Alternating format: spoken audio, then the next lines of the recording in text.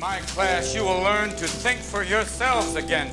You will learn to savor words and language. No matter what anybody tells you, words and ideas can change the world. I would often not want to come out of my room a lot, or I would just isolate myself a lot and not want to do much, not want to take part in activities. That you're falling down in this downward spiral and someone just telling you to get over it and pick yourself up is something that is extremely hard to do because you don't want to have those feelings. It was the worst moment of my life. It seemed like my childhood at that minute just ended. So I just knew, and there's 2 flights of stairs down to where my family were, and we were at the top of the first flight, and I said, "Is there a young man with them?" And he said no.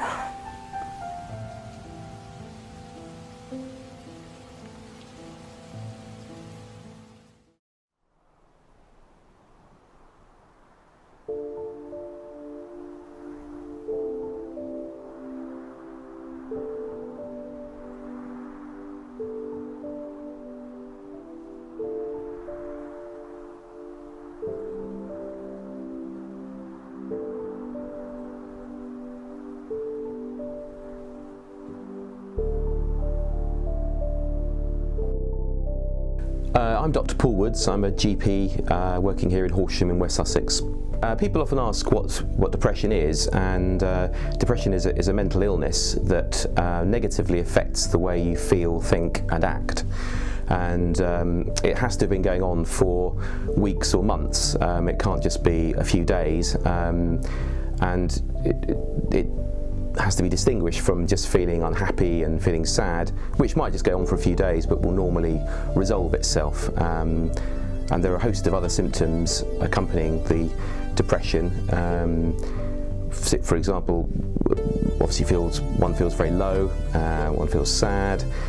Very often there's anxiety accompanying it. There's a loss of enthusiasm for things, a loss of motivation, very often a loss of enjoyment in things. So things that one normally would enjoy, hobbies, sports, suddenly offer no enjoyment. And usually there's a problem with sleep, often difficulty getting to sleep, very often waking early in the hours of the night, early morning wakening we call that. Some people sleep excessively as an alternative to that, but that's also a symptom of depression. Often there's a loss of appetite, and that's a common biological symptom of depression, although some people will overeat and comfort eat. Very often there's poor memory, poor concentration, becoming withdrawn, not seeing friends, and of course then, probably most importantly, there are very often suicidal thoughts, which we take very seriously.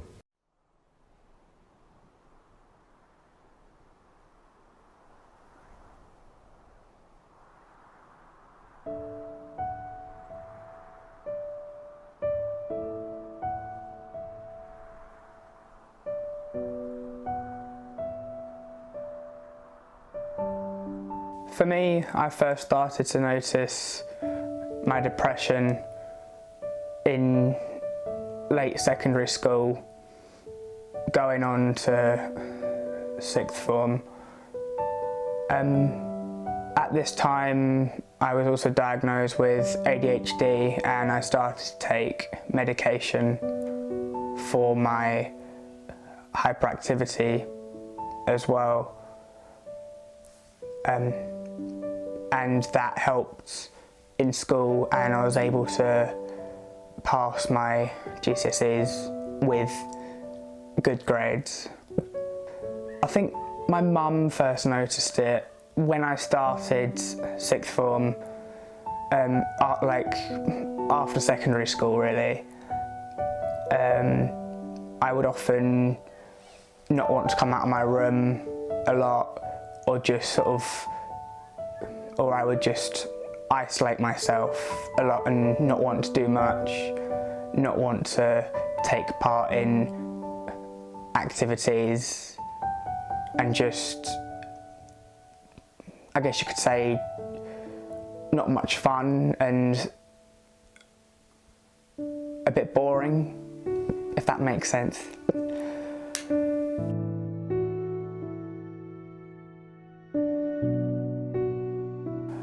My mum first noticed that maybe the whole sitting in my room, not wanting to join in with activities, maybe was something a bit more than just me being me.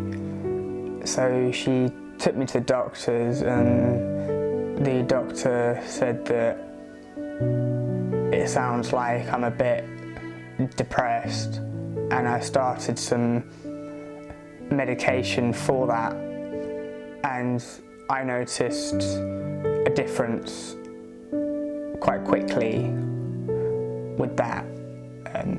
I found that my moods were a bit higher and I had more energy to want to do stuff. I'm in a much better place now than I was a few years ago. I now have more energy and motivation to do stuff, and I'm happier to do stuff.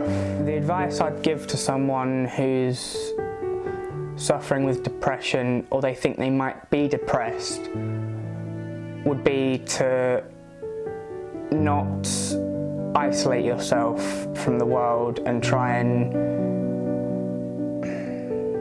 hide it and try and think that it'll go away. I myself tried that, and yes, it may temporarily fix it or help you, but it's just gonna pile up. Thanks for watching. Speak out.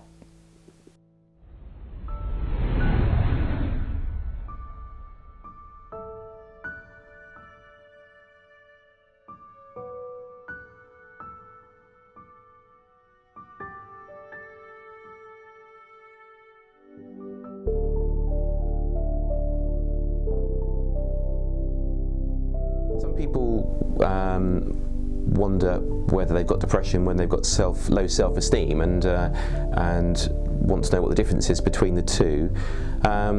Low self-esteem is a certain way that an individual feels, might be caused by problems they've had at school. Perhaps they've been bullied at school, or perhaps they've got a disability, or they've had difficulties at home, leading to them having feelings of low self-worth. And that might be a feature of depression, but you would need to have the other features of depression for it to be considered to be a biological, clinical depression. As we mentioned earlier, the lack of sleep, the poor appetite, the feelings of hopelessness, loss of enthusiasm for things, loss of enjoyment in things.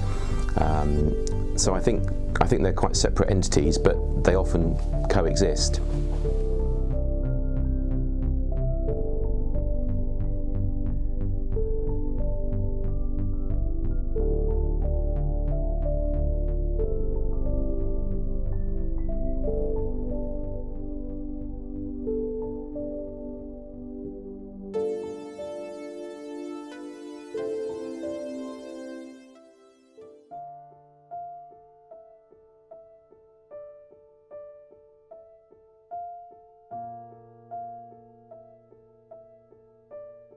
Can't actually say when the depression started.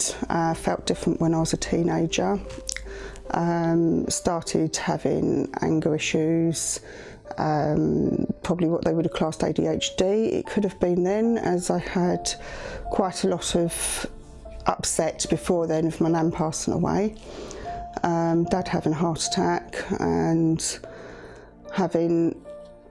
obviously having to spend time with different people, never know whether I was coming or going. So it could have been then, it could have been later on in life. The doctors didn't really diagnose it until I was in my 20s, and I've been on and off medication since then. Helping with depression, having a dog, definitely walking the dog. It gives you a clearer mind. Having no social media is definitely a good point to just cut all of social media. Don't look at anyone else. Don't see what they're doing, because half of it is either exaggerated, and when you see so many people doing this and doing that, and they're going here, they're going there, and they've got this and they've got that, that's only one thing that they've got. But when you see it all jointly put together on social media, you start thinking, why I haven't got this and why I haven't got that. So go back to basics, take one step at a time, go and enjoy a walk, go and enjoy fresh air. That's definitely helped. Having the dog, I've got guinea pigs, just sitting here stroking a pet, just looking around you, looking at the sky, looking at the trees, even reading a book, shutting yourself away from the everyday life, the struggles, and just have something for you, just something simple. What advice would you give to someone who is depressed?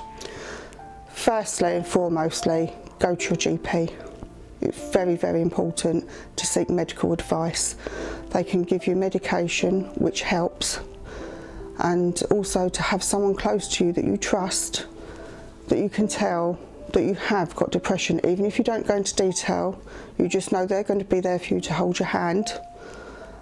Someone you feel very comfortable with, and most foremost, get to see medical advice, and because they were the first port of call, and they can help you with counselling if you want that. They can help you with medication if you want to go on that, and they'll be by your side all the way through.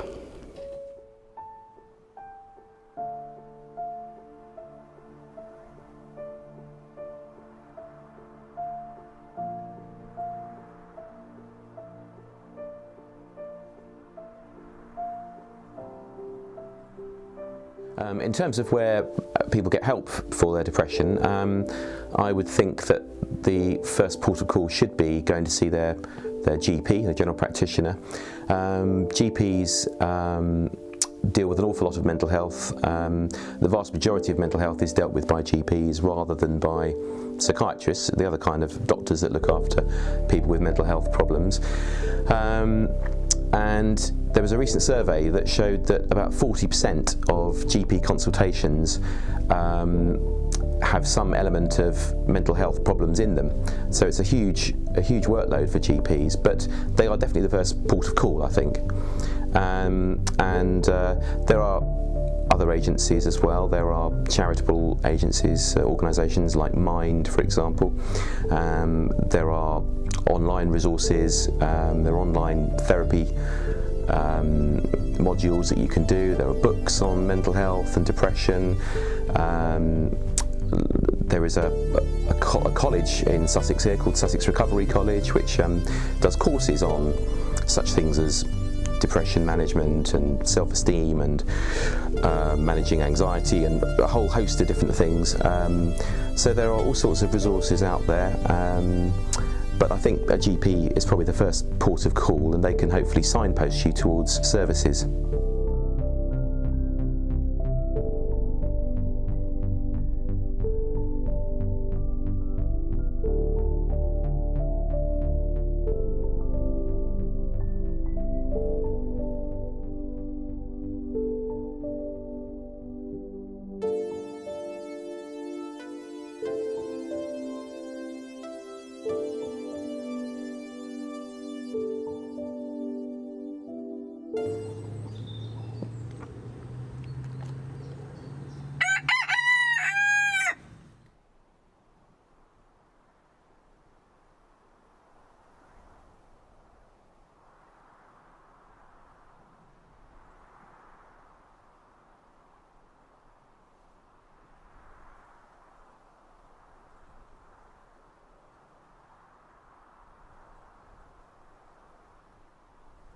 In 2012, my brother Joe passed away from a cardiac arrest 2 days after Boxing Day and a couple of weeks after his 12th birthday, when we were on a family walk with friends. This was the main cause of my depression, and the following after has broken me down into pieces that I've never thought I could be in before. And I've learned more about myself in this time than I have, and I probably would have. I've learnt the deeper sides and the weaker sides of myself, and also the stronger sides. How do I feel about my depression? I hate it. I can't. It's inhuman to feel how you do when you feel depressed. You feel out of your body. There's not much worse than it. It can take you straight down to the deepest and darkest places that you'd never thought was possible. When you're told, oh, it's all la-di-da, it's all good, and keep smiling, don't talk, shut up, and just keep going. But it's the worst thing you can do is to keep quiet and not talk, because you're doing damage to yourself.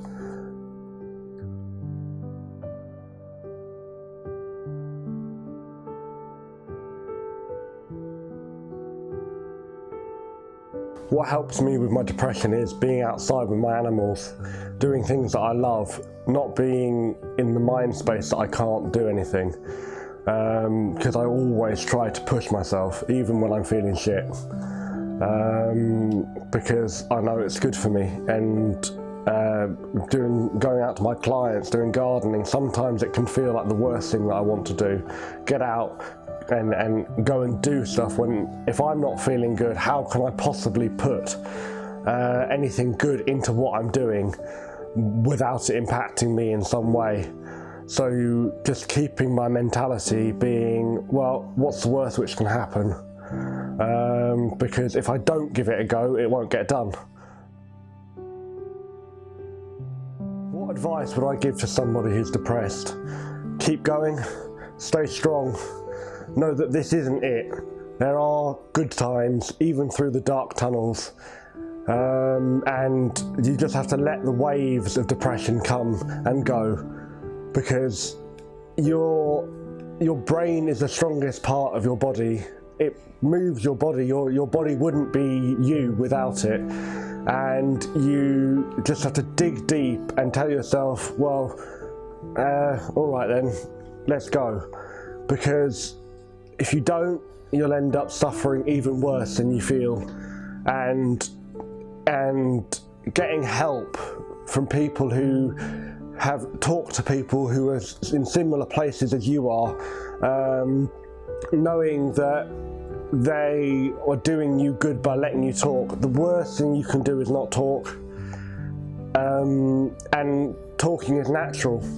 It's yeah.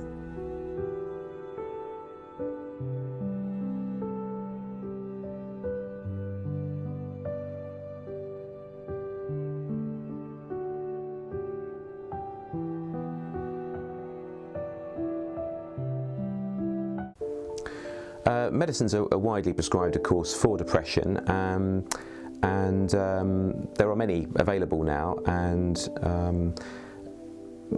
much better than the drugs of old. The modern antidepressants tend not to be addictive and tend not to make you sleepy, and are very effective, and they work by increasing chemicals called neurotransmitters in the brain, which are the sort of feel-good, feel-happy neurotransmitters. The most commonly prescribed drugs are the Prozac-type drugs, the SSRIs, selective serotonin reuptake inhibitors. Prozac being the first one that became available 20 or so years ago, whenever it was. And that's the chemical name for that is fluoxetine, but there are others like citalopram, escitalopram, sertraline, paroxetine, which work in a similar way by raising serotonin in the brain, which is a chemical that makes you feel calmer and happier, and just makes you feel normal again, because very often serotonin levels are low in these patients. Those are usually our first line drugs because they're very well tolerated and very effective. If those don't work, we sometimes switch to other drugs called SNRI drugs, serotonin and noradrenaline reuptake inhibitors, and these drugs as the name implies, increase not just serotonin but also another neurotransmitter called noradrenaline. And there were two main drugs in that group, I think, venlafaxine and duloxetine. Those are very good drugs, but probably second line. There's another drug called mirtazapine that's very useful. Mirtazapine is a drug that works on receptors in the brain that lead to, again, raised levels of serotonin and noradrenaline, slightly different mechanism of action. And this is a slightly sedative drug, so it tends to be taken at night and is quite good if people are sleeping badly and if they're particularly anxious and agitated in the daytime, because it has a calming effect on them. There are other older drugs that we don't use so much these days because mainly they cause more sedation and more side effects and are more toxic in overdose as well. So we tend to avoid the older drugs generally. In terms of whether depression can be prevented, I mean, an individual can do as much as they can to try and prevent it by keeping themselves healthy and exercising plenty, socialising as much as they can, and avoiding excessive amounts of alcohol, which can lead to depression. Drugs are a big problem now with causation of depression, particularly I think cannabis, which is much stronger than it used to be and seems to be quite widely used by even children and teenagers and adolescents and young adults. A big problem in terms of depression. It certainly can cause low mood and paranoia and anxiety and just a difficulty in coping with life. So avoiding those things can be very useful, but it can't always be avoided, and you know, it might be that an individual has a predisposition to depression due to family history. For example, if you've got one or two parents with depression, you're much more likely to have depression yourself, and that's not something you can change. And circumstances, you know, if you have financial problems, family problems, employment problems, and certain stresses, those things may be unavoidable.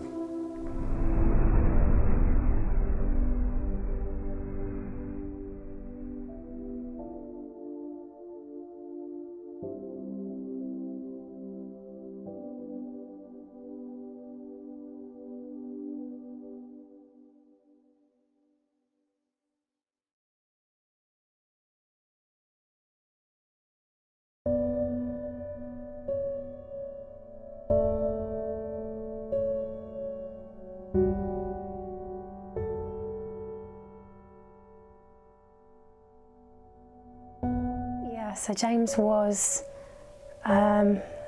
wickedly funny, always ready to take the mick out of people, I would say. Just generally good fun to be around. Did worry a lot, he was a worrier, but was really great at boosting people up, I would say. And yeah, life and soul kind of person. What was James's favourite song? He had a few. Probably the ones I can remember him listening to most. Listened to a lot of Michael Jackson, Smooth Criminal, definitely. Quite a lot of Dizzy Rascal. The one thing I guess I always associate with him is when we were driving around in the car together, we were always playing Eminem and seeing who knew more words, that kind of thing, like rapping along together. So, you know, really cool. So I think, yeah, a lot of Eminem as well, but some Jimi Hendrix, I would say. Number 3, how was yours and James's relationship like? We were really close. Yeah, really close. Kind of like best friends, I guess, in a way, but best friends that annoy the hell out of each other. And yeah, he would tell me stuff that he probably wouldn't tell my parents, including when he'd done stupid stuff. and we had like our own little kind of language, like own joke, like in jokes, that kind of thing. Yeah, like partner in crime, I would say. That's what it was like. When did you notice James was suffering from depression? I think it was probably when he got to be about 17. I would have been 19. It was when he was starting college and wasn't sure what he wanted to do, and he was changing around with courses a lot, and I think he just felt quite lost. I think especially after leaving school, he felt very lost, and I think he just was struggling to find his way, and he would get very, very down, very down. And then I think over the next sort of few years or so, it was kind of, he'd have like good patches and bad patches kind of thing. But during his bad patches, he would not go out, he wouldn't talk to any of his friends. And we would always, he'd talk to us, but it was difficult to get him to talk to anyone else, really.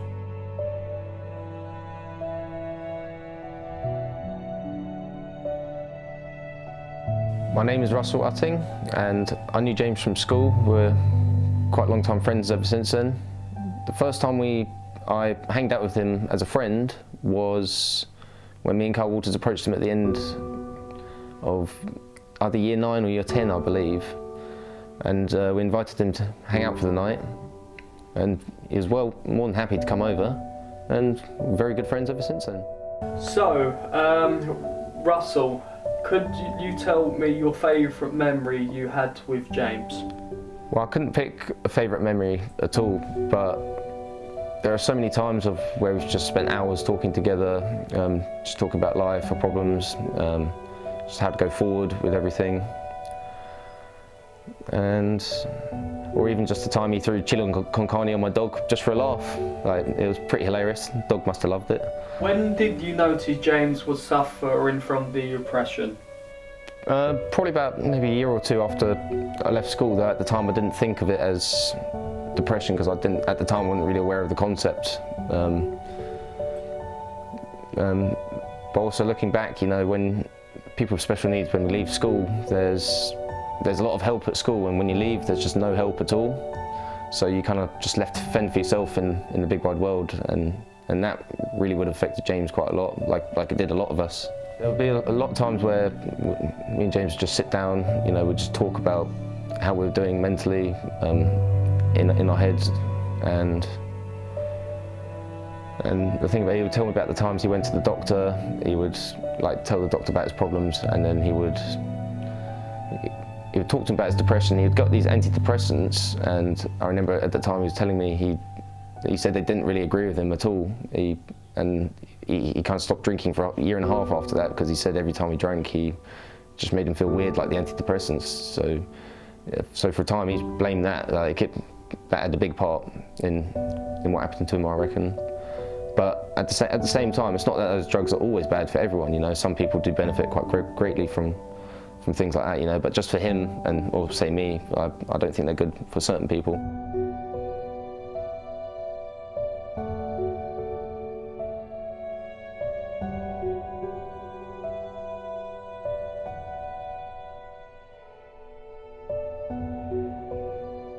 My name is Christopher Cook, and so I'm his father.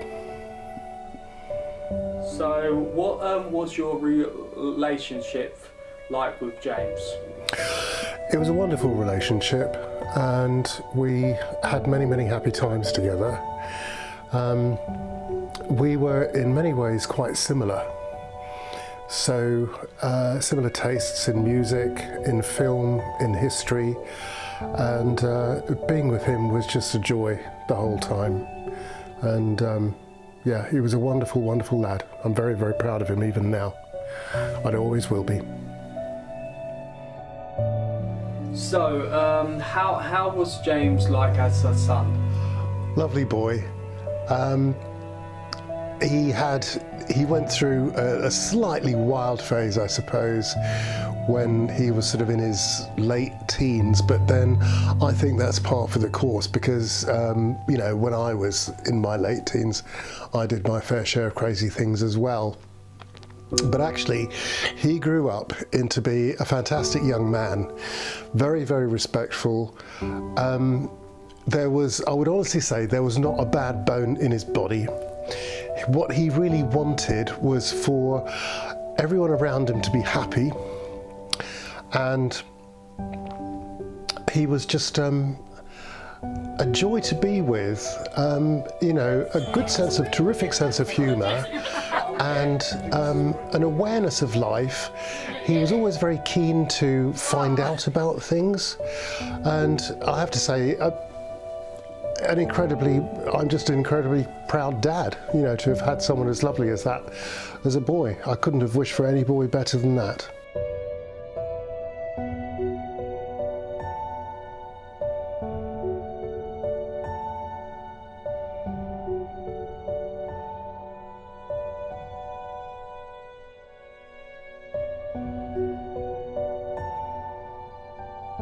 James was my nephew.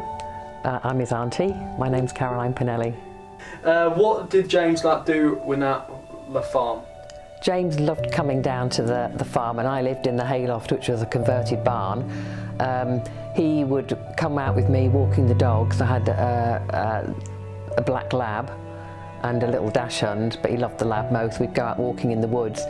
He would enjoy looking at the sheep, having a wander around the fields, and he would also help me a lot with growing in the vegetable patch, because I got him really interested in growing and gardening. Even at his mum's house, we were growing pots of carrots and all sorts, and I got him helping me dig a big vegetable patch at one end of the allotment part that I had, and then eating all the veggies. Sadly, sometimes he used to get asthma at particular times of year, was bad for him, so he'd try and avoid it then. But I think his favourite bit of the whole day when he spent with me would always be I'd go to the local butcher's, and it was a great butcher's, and I'd buy him some really nice big hunk of lamb or beef, and he'd have a barbecue. When did you notice James had depression?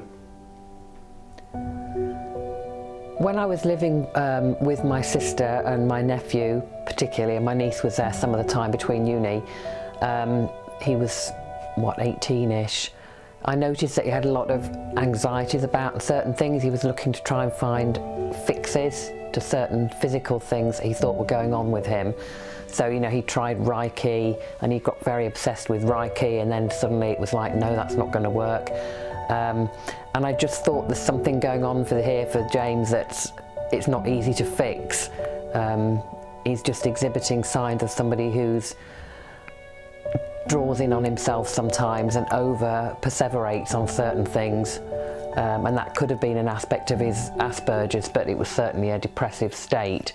And then there would be times when he would, you know, prefer not to engage with people. Other times when he'd be full of hope and joy, and he'd be out and about mixing with his friends, going to work, you know, earning a good living, popping down to Godalming with me to pick up a nice Indian Waitrose meal, and, you know, so it was sort of like always there, and he was always trying to find ways to fix what he thought was there.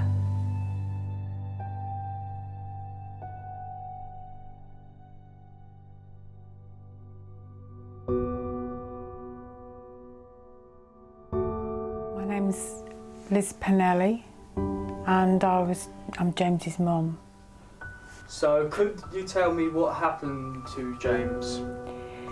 Well, James had kind of breakdown in February 2017. He started to lose a lot of the weight, and very quickly. And I noticed his mood was slipping again, so we went back to the doctor, and the dad took him first, and they put him on some different antidepressants, but then he started having really bad panic attacks, which I'd never seen before. Panic attacks were really bad, I mean really bad, frightening for me to see, but I mean they must have been terrifying for him to go through them. and the doctor gave us a diazepam for him to have when he had the panic attacks. But and then this was probably on for about 2 weeks. We're back and forth to the doctor. I've been to A&E with him, sat to the early hours, and they wanted him to see the psychiatric liaison team, but each time they said it was going to be a long wait to be seen, by which time either the tablet had kicked in, so he just wanted to come home, or he just wanted to come home. It was almost like he wanted help, but then, you know, once he'd had the tablet, he felt better. He wanted to just come back to home where he felt secure. And then that night he said he was going to go for a walk, and then he said he'd keep in touch with me, which we did do by text. And then I got a call from him in tears, and he just said "Mama" on the phone. And then I asked him where he was, and went to find him, and he wasn't in the place he said he was. So I rang him again, and the police were picked up the phone and said to me, you know, we've found your son, can you tell us what's happened today? So I told them that he'd been to the hospital section, suggest you take him back there, which I said I would. By the time I got there, they decided to section James, because he was intimated to them that he wanted to take his own life, and they kept him in that night at the hospital, and then they decided the next morning, after they'd assessed him, that he could go home, because he told them that he didn't want to them to think that he meant what he was going to do. Basically, that he was the police had misinterpreted what James had said, and it's not what he meant. I think it's because, again, he wanted to get out of the hospital. He didn't want to be locked up. The worst thing was, we weren't allowed to go and see him. But that week, anyway, we decided that because it was going to be a long wait before we saw the psychiatric liaison team, he was discharged from hospital. They said he would be seen by the community health service, mental health service, and we weren't quite sure how long that was going to take. They said it could be 2 weeks, could be longer. So Chris's dad decided we'd get James seen privately on the Friday. And anyway, the day before he had this private appointment, James died.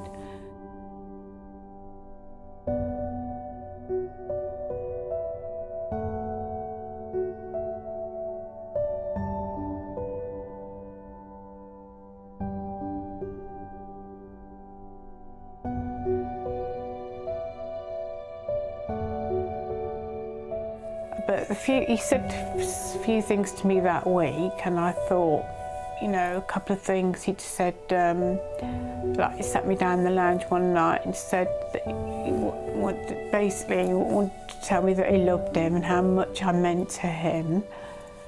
And then he'd said he wished he could go to sleep and not wake up.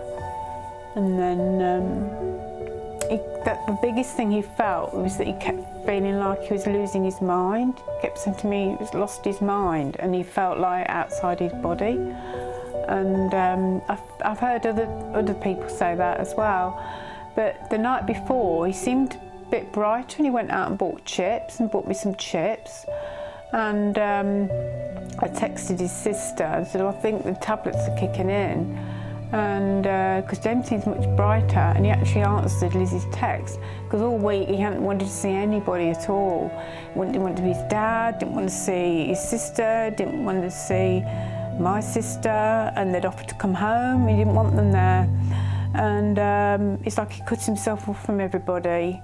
And then the morning he died, he said he was going to meet a friend in town. And he texted me in the afternoon and told me he loved me very much, and he gave no indication at all. And I just said, what are you up to? He said, I'm just going to the Stoke for a drink. And then And then I kept texting him about 6 or 7 o'clock and I didn't get any answer. And then I kept thinking, oh, he might have gone to clubbing. So when it got to really late at night, I thought, oh, you know, gone 11, he'll be out when the pubs are closed. And then I thought, I'm going to go and sit on the bed, but I'm not going to go to sleep. I'm going to wait up till the clubs close, thinking, but I don't know, I just like, and then I just got his dad then came about 1:30 in the morning to say that he'd died. What had happened, that they'd found James. But I think because also we weren't allowed to see James makes it more difficult, you know, accepting that he's gone, because you feel like it's a possibility that he could just walk in the door, you know. And then a week after he died, we went, the cottons and flowers came, and Lizzie opened them and said, oh, they're from James. I said, what do you mean they're from James? She said, James, and I was thinking she meant her friend James Aitken. But they were from James. Basically, the day he died in the morning, he'd gone online and ordered these flowers from it. Because it was Mother's Day on the Sunday that week, I think. And he sent me flowers, and he just put in the card, to the most beautiful, wonderful mama, son, good wish for. I love you eternally, and your ever-living son. Right, it's filming now, still.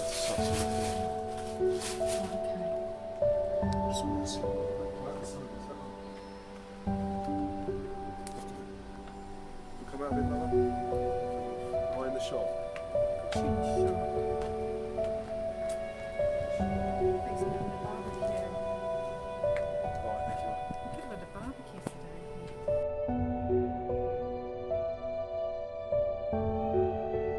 So I was at university. We have these student offices for postgraduate students, and I was there, and it was about 2 o'clock in the afternoon, and one of the members of staff came up to our room and knocked on the door and said, is Elizabeth in here? And I said, well, yes, I'm Elizabeth. And he said, well, you need to come downstairs, your family here to see you. And so my first thought was, I knew James had been unwell. I thought maybe he's in hospital. But then I thought they wouldn't have come if he was in hospital. And I guess I just knew. And there's 2 flights of stairs down to where my family were, and we were at the top of the first flight, and I said, is there a young man with them? And he said no.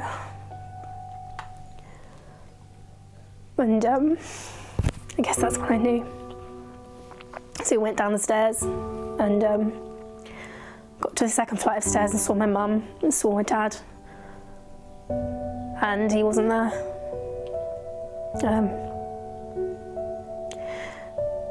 And I started to ask what had happened. But I didn't even need to say. But then I just kept saying no, and I actually tried to get away. I was trying to hide in the corner because I thought if I don't come down the stairs, if I don't go and see them, then maybe it's not real. But it was, and they said what happened. Yeah. I guess that was, yeah, everything changed.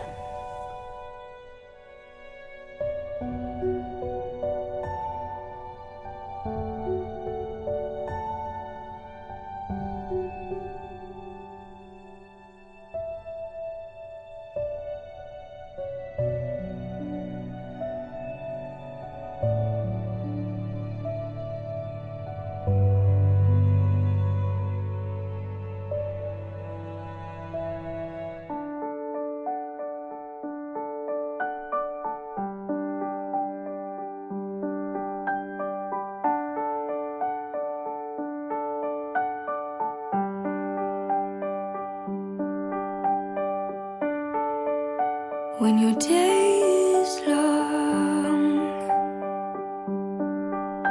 and the night is yours alone, when you're sure you've had enough of this life. Hang on, don't let yourself go,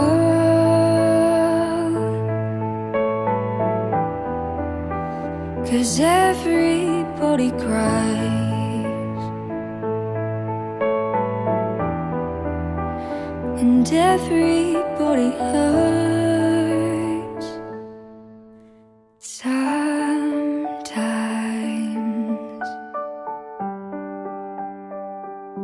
Sometimes everything is wrong. Now it's time to sing along when your day is night alone. If you feel like letting go,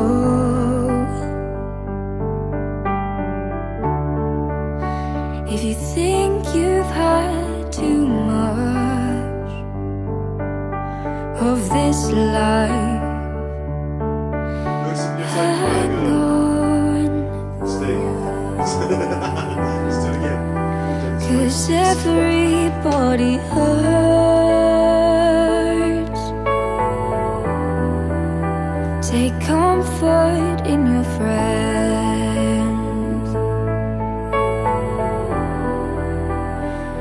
Everybody hurts sometimes.